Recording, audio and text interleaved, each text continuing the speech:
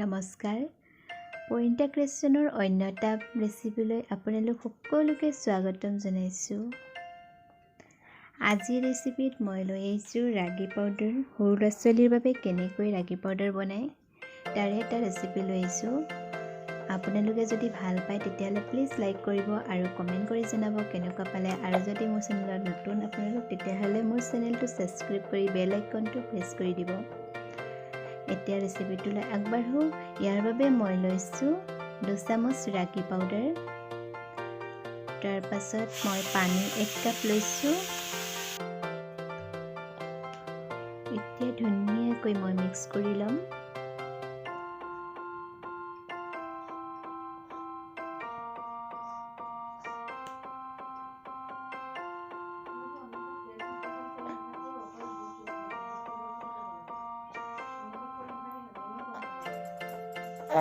তাৰ পাছত মই ইয়াত 1 চামুচ মিল্ক ইউজ কৰিছোঁ। মই ফৰ্মুলা মিল্ক ইউজ কৰিছোঁ। তাৰ পাছত এতিয়া মই গেছটো অন কৰি ইয়াত বঢ়াই দিছোঁ। ভালদৰে সিজিবলৈ দিম।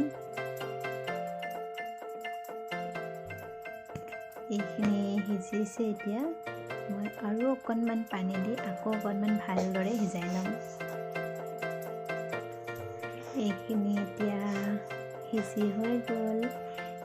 ধুনীয়াকৈ সিজিলে এতিয়া মই এইখিনি নমাই দিছোঁ। এনেদৰে বনাই সৰু ল'ৰা ছোৱালীক আপোনালোকে খুৱাব পাৰে। ইয়াত অকণমান ইলাচি গুড়ি দিব পাৰে। আৰু যদি মোৰ ৰেচিপিটো ভাল লাগিলে তেতিয়াহ'লে প্লিজ কমেণ্ট কৰি জনাবলৈ নাপাহৰিব। ভিডিঅ'টো শেষলৈকে চোৱাৰ বাবে আপোনালোক সকলোলৈকে অশেষ ধন্যবাদ।